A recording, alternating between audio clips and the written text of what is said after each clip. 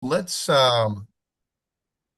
take a look at uh, almost thinking of what we looked at earlier with our chase, mastery, love, and significance, and kind of picturing it in a circle.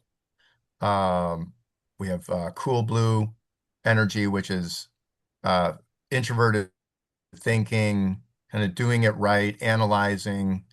We on top we have fiery red, which is mastery, do it now.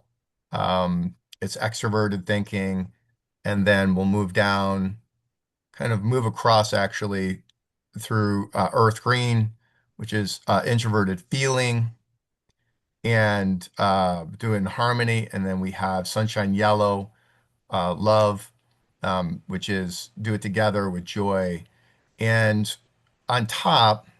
Uh, it's almost like kind of maybe our brains. This would be our thinking parts of the psyche, and below would be our feeling parts of our psyche. The left side would be our thinking, our introverted, and then the right side would be extroverted. And so we are going to imagine, and we're going to learn kind of leadership language. Morgan, I was just even thinking you're coaching, you just learn these four concepts. We've gone through this before, and we're going to get into more of the behaviors. But just to kind of review, we have the centered leader. The leader is kind of a combination of this blue energy, mastery, do it right, but probably more of an emphasis on the green energy, which is doing harmony, being calm, especially in a difficult situation or a crisis, a tough season, um, and the power. This type of leader is using the power of now, not getting up in her head thinking about, uh, what are the parents going to think, and just focusing and being really present to the girls, being really present to your situation if there could be a conflict. Um, and then on the other side, we have the visionary leader, and we're going to talk about this in our next session. But the visionary leader is kind of the inspirational leader. It's bringing a lot of extroverted energy of do it now, let's do it together, that motivating kind of feeling, that gets everyone kind of ready to engage. Visionary leader also is looking into the future, creating a compelling vision of like what we're doing here. And, sometimes we need that. We need that visionary leadership of um, like let's get motivated. Let's kind of see what the future of our team or the future of the company is going to be. And we can imagine the center leader and the visionary leaders are almost like opposite parts of our internal experience. And then we have the relationship leader, a leader who fosters relationships, creates community, cultivates collaboration. We're going to talk about that today. Uh, this could also be mentoring, and thinking about the team. It's a real strong kind of feeling energy. It's focused on earth green, sunshine yellow, and uh, and it's a real kind of powerful piece of of how to connect. And then the opposite of the relationship leader on the top part of the circle would be the results leadership, which we're conditioned to kind of think about that. The results leaders focus on outcomes, um, productivity, and and we all want results, of course. And as we move from the results leadership, we can kind of think, okay, how do I how do I how can I kind of use my results leadership, but also like connect with the individuals and create a vision and also bring a presence to the interaction. Another way of thinking of this would be if you had to give some data to someone about their performance, that's pretty direct, and uh, and you had to do it in front of a group or the team. You could also check in with that individual later, like, hey, I know I was pretty direct with you. I was, I, you're moving from that results leadership, and then you also can check in with that person. So we kind of go through this again because we really want to have this like language of leadership, these four concepts that combine the colored energies. I'm glad Kyle brought this up, that we have different colors here, and it's because we have a combination of the four colors. And sometimes it's just nice to have the language, like what am I doing here? What am I trying to do? So today we're going to do a little bit of a deeper dive into behaviors around the four types of leadership, and we call these like the eight dimensions. And we're going to be on the left side today. We're going to cover four: agile thinking, which is a combination of center leadership, results leadership, and it's pretty much blue, um, blue energy. Do it right, right? And the way I think of this is just kind of reframing, thinking what's plan B, kind of moving in a different direction. We're going to look at leading from within, a combination of green energy, harmony, a little bit of blue energy as well, facilitating development, which would be moving into that green energy. And and here we're kind of focused on mentoring, thinking about potential opportunities, and then fostering teamwork. And then next month we are going to move into more of the extroverted behaviors, which would be delivering results, leading change, creating a compelling vision, and communicating with impact. So um, we want to kind of think of the balance between the leadership types. Okay, let's say with center leadership, if there's too much focus on center leadership, can result in stagnation, with the leader being too reflective, unable to respond quickly enough to the changing environment. Of course, some of us are hardwired to be more centered leaders, and we might just be a little more chill with how we approach situations. And we have to remember that at times we want to bring our energy up a little bit and move into visionary leadership. If we're too much of a visionary leadership, too much of that extroverted energy, we might not be centered. We might kind of have this frantic and chaotic environment, a lot of pep talk, a lot of hyping up the group or the team, and it can lead to confusion or kind of feeling emotionally flooded. So both need to exist with a leader to produce balance. Okay, the centered leader and the visionary leader. If we are more focused on the results leadership, uh, we can stifle relationships. People can feel frustrated, not as motivated, and if we focus too much on relationship, um, we might not have the boundaries that are necessary for finding direction and moving in a purposeful way. So we both results leadership and relationship leadership need to exist to produce balance.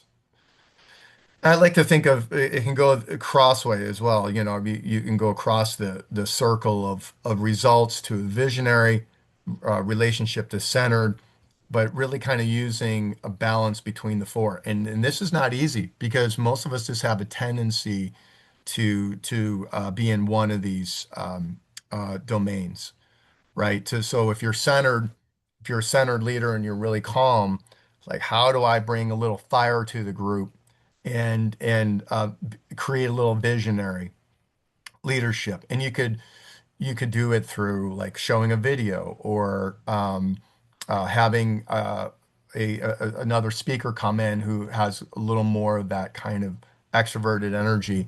But again, we're capable of all four types of leadership, just like we're capable of chase, mastery, love, and significance. And the self is kind of moving around, knowing where to go. So we're going to start with agile thinking. And what I'd like you to do is, if you have like a pen and paper, just like if you could just jot down, it's going to be one question for each of the behaviors. Um, and agile thinking is the increased agility in your own thought process or harnessing the collective insights from those around you, uh, looking at problems from different perspectives and which allows for greater insight into complexity, increases the likelihood that appropriate resolution can be reached, and it's thinking outside the box. It's kind of a plan B approach, and it's a combination of results leadership and centered leadership. Okay, sometimes I heard. I heard Tom Brady say something like on social media today, and I was kind of find him pretty fascinating. He said that he really appreciates leaders. He really appreciates people who are success oriented, and that Plan B is not an option. And I don't know if I agree with that. Sometimes Plan B in a micro moment is an option, right? And it's Plan B could just be a way of thinking differently. Because if we just have one path and we're not using flexibility in our thinking, we can get really stuck. So it's like, how am I approaching this? Now, maybe we should approach this differently. We should think about this differently. Could do that in the middle of a season. We could do that after the end of a quarter, a way of moving in a different direction. It involves thinking. It's not feeling, it's a thinking behavior. Okay. And so, I want you to just kind of think about how or where would greater agility help you as a leader, right? Kind of a tough question to write down right away. And you could even write the question down and think about it. And sometimes I think of like if you said, well, I'm not in leadership mode right now. It almost could be uh, how you go about your day. You're leading yourself in a way. So that's the first question. Where would greater agility help you as a leader?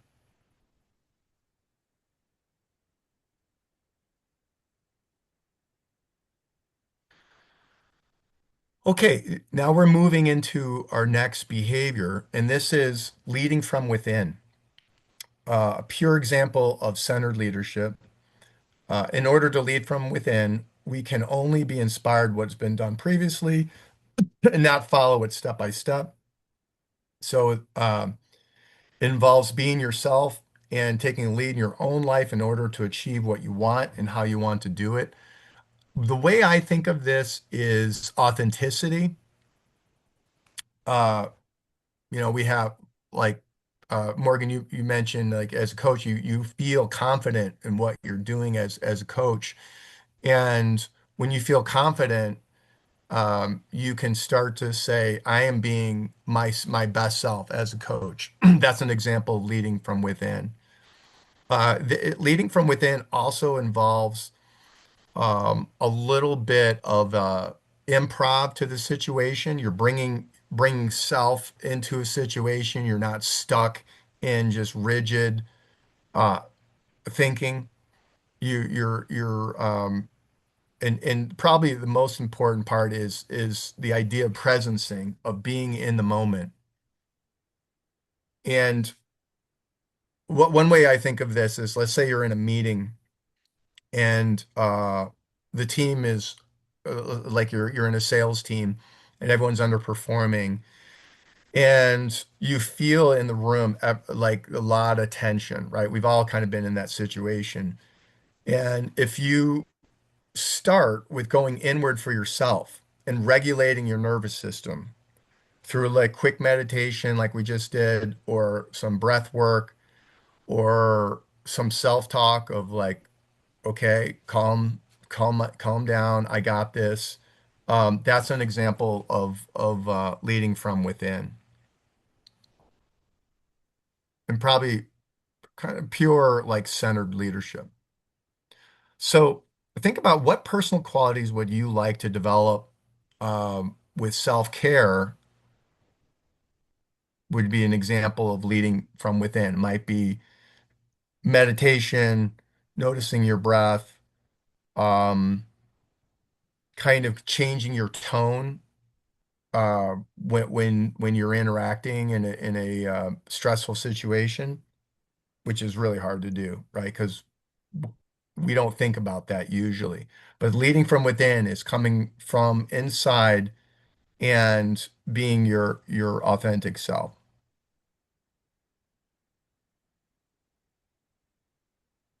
Okay, so take some time with that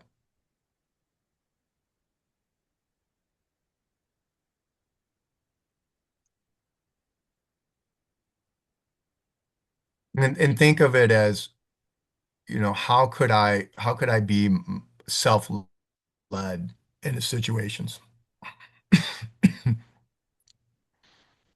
Okay, now we're moving into um, more of a kind of a relational dynamic and kind like moving from almost that blue-green energy into some yellow energy of relationship leadership. So we're in that center leadership, relationship leadership, and this is facilitating development, nurturing the growth of yourself and others. Leaders must be aware of the important role to help people fulfill their potential, commit to challenging themselves whenever possible. And I think the best example of this would be um, allowing yourself to um, be in a mentoring situation, right? Thinking about someone you would like to develop, um, making yourself available. So sometimes as leaders, we're so busy and or as coaches, we're so busy and we're caught up in our own experience and facilitating development would be not only kind of like leading from within, but thinking about like how can I share this with another person in their journey. In a way, we're kind of doing that together, as we share our success and struggles, and we have our questions. We are facilitating development for each other um, in our meetings. Okay. So the question to contemplate and write down, how do you nurture the growth of those that you lead? What do you bring to the table in that?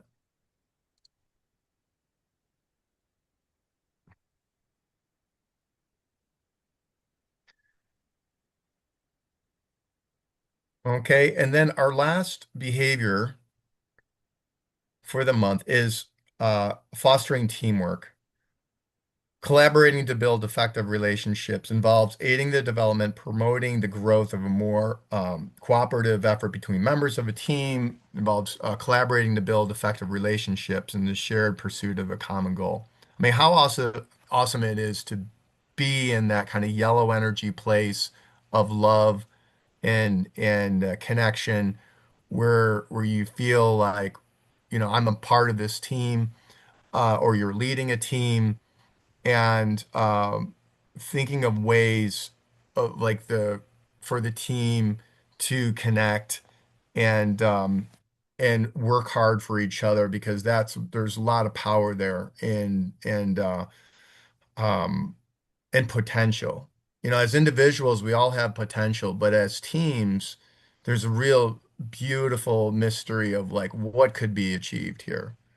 Sometimes you even see that like with the NCAA tournament, like a team like High Point, where there's this like teamwork idea of like we're going to win our first game, and that's what we can see it play out, and or Virginia Commonwealth when they beat North Carolina. You see this like, wow, how powerful this teamwork is and the leadership. Okay, uh, so think about how does your leadership style affect the team's performance? How can you foster teamwork? when we presented this to Abbott, they decided to do like a teamwork board where they were going to have announcements about kind of validating every member on the team, talk about uh, goals and the vision of the team. And so everyone feels like they're a part of it and everyone is excited about moving to the next level.